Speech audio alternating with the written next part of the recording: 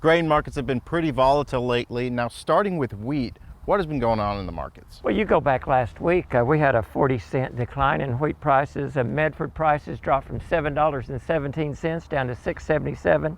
But this week, they've been wandering around in about a 10-cent range, somewhere around that $6.80. The basis has been steady. If you look at forward contracting for 2022 wheat, you can forward contract in Medford now for $6.80.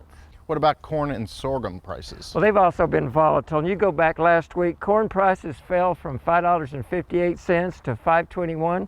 That's a 37-cent decline. But again, this week, wallowed around in about a 20-cent range, down around $5.20.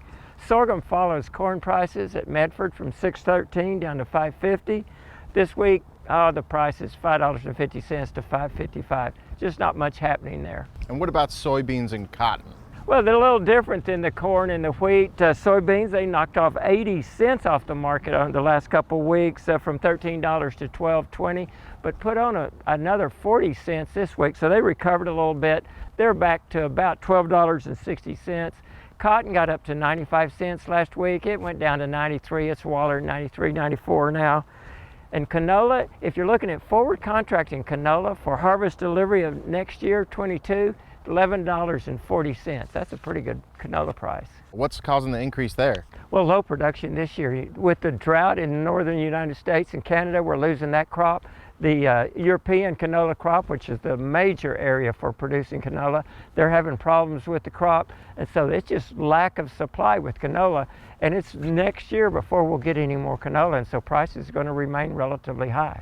Now, overall, prices seem to have stabilized a bit. What's the reasoning there? No new information. We were getting a lot of information in the last couple of weeks. Russia going from 3.1 billion bushels down to less than 2.7.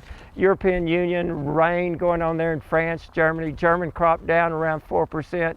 The France crop about 40%, less than 40% of its milling quality. You've got South America, you've got early freeze down there, you got dry conditions. All that information was last week.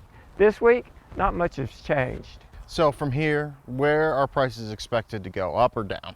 Yes, they will. Every day, at the end of the market every day, we're at equilibrium, and there's a 50% chance of prices going up and a 50% chance of prices going down. And I think the market is comfortable with where it is right now.